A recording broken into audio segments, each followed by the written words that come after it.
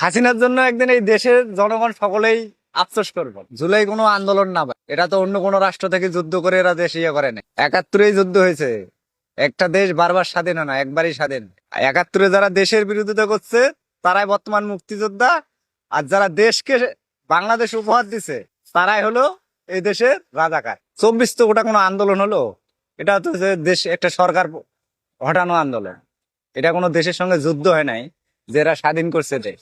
যে গ্যাস ছিল হাসিনার আমলে ১২০০ টাকা, এখন কিন্তু ২৪০০ টাকা। দেশের পরিস্থিতি বেশি একটা ভালো না ভাই, কর্মহীন, কর্ম নাই, আমরা সবাই বেকারত্ব হয়ে গেছে। কারণ কর্মবিহীন মানুষের কর্মকাজ গুলেন সব বদ্ধ হয়ে গেছে। গার্মেন্টস যে হাজার হাজার গার্মেন্টস বদ্ধ, প্রায় লোক সবাই বেকারত্ব।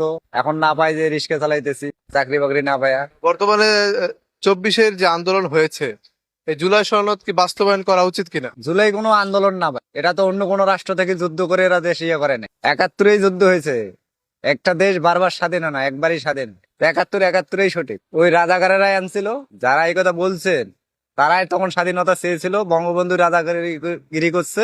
৭১-এ যারা দেশের বিরোধিতা করছে তারাই বর্তমান মুক্তিযোদ্ধা, আর যারা দেশকে বাংলাদেশ উপহার দিছে তারাই হলো এই দেশের রাজাকার। এখন বুঝি নেন কি দাঁড়ালো, যারা দেশ দিয়ে গেল তারা হলো রাজাকার, আর যারা দেশ বিরোধিতা করলো তারা হলো মুক্তিযোদ্ধা। নিষিদ্ধ, এরা নিষিদ্ধ করা একে।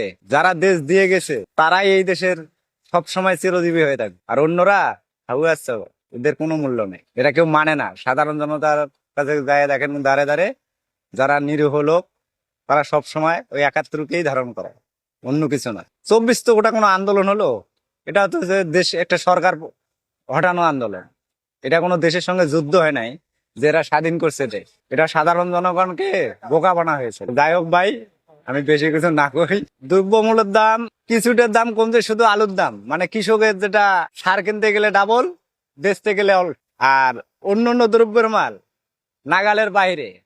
যে গ্যাস ছিল হাসিনার আমলে ১২০০ টাকা, এখন কিন্তু ২৪০০ টাকা। এই আমাদের দেশের উন্নতি। এটা বিশ্বের বাজারের বিদ্যুৎও তো তেল দিয়ে ভাই জ্বালানো হয়।